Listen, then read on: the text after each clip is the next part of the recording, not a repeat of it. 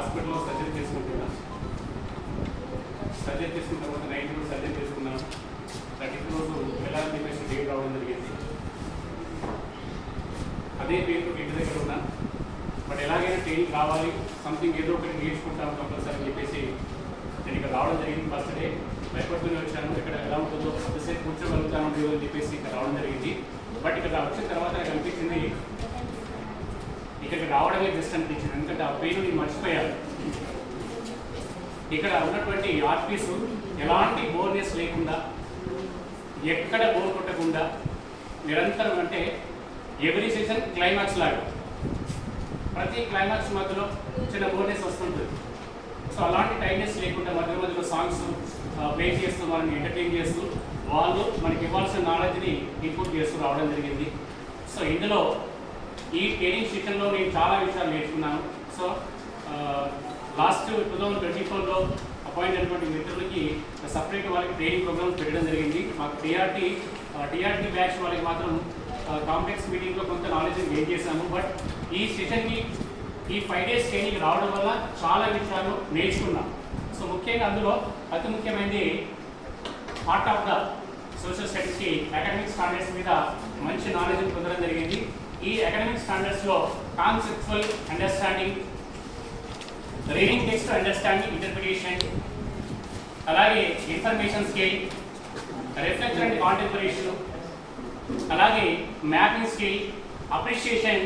So ఇలా అంటే ఇట్లా ఫాస్ట్గా చెప్పేస్తున్నారంటే మన ఆర్పీస్ అంత బాగా ఇంజెక్ట్ చేస్తారు. ఎప్పటికీ గుర్తుండే విధంగా ప్రతి అంశాన్ని కూడా వాళ్ళు మాకు చాలా చక్కగా చెప్పడం జరిగింది.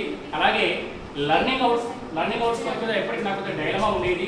సో ఈ సెషన్ ద్వారా లర్నింగ్ అవుట్కమ్స్ మీద 100% క్లారిటీ రావడం జరిగింది.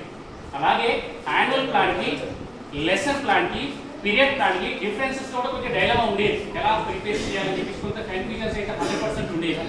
బట్ ఈ సెషన్స్కి రావడం వల్ల ఇద్దరు ఆర్పీస్ ఏడుకొండల సార్కి అలాగే నాగేశ్వరరావు సార్కి నేను ప్రత్యేక ధన్యవాదాలు తెలియజేసుకుంటాను సార్.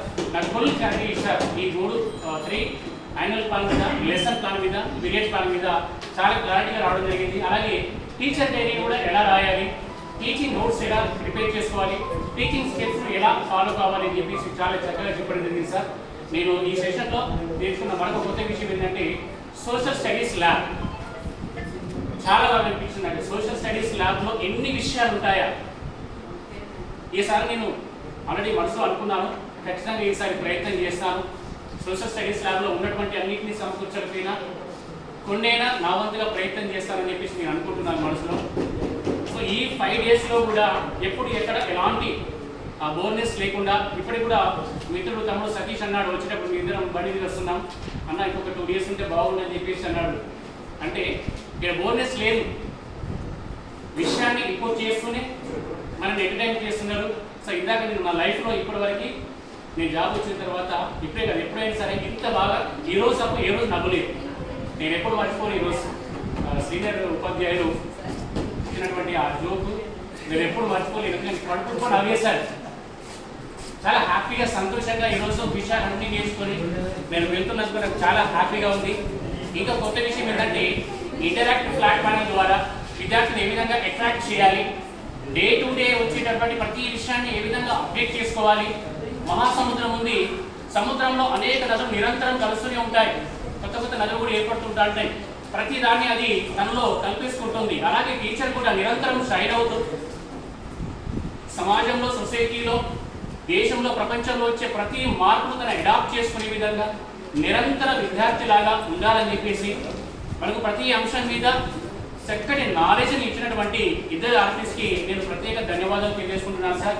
అలాగే మధ్యలో డిఓ సార్ కూడా మన మధ్య చాలా పుషప్ చేశారు. నాకు కూడా చాలా హ్యాపీ అనిపించింది. ఈ 5 days ఈ సమ్మర్ టైంలో ఈ ట్రైనింగ్ సెషన్లో కూడా సార్ చక్కటి సపోర్ట్ మనకు అందివ్వడం జరిగింది.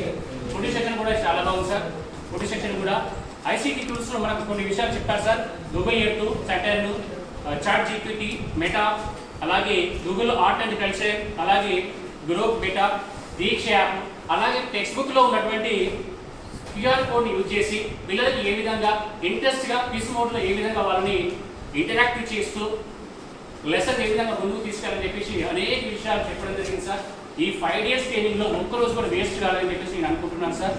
సో ఈ 5 days ట్రైనింగ్కి నాకు తెలిసి నేను అనుకుంటున్నాను ఆర్పీస్ మనకి ఇంత బాగా చెప్పాలి అంటే వాళ్ళ ఇంటి దగ్గర ఎంత ప్రిపేర్ కావాలి, ఎంత టైం స్పెండ్ చేస్తే మనకు అంత అనర్గరంగా చెప్తారో యాజ్ ఎ టీచర్గా నాకు తెలిసి అందరికీ తెలిసే ఉంటుంది అనుకుంటున్నాను. మరొకసారి ఉపాధ్యాయులు అందరి తరఫున ఇద్దరు ఆర్పీస్కి ప్రత్యేక ధన్యవాదాలు తెలుపుతున్నారు సార్. Thank you.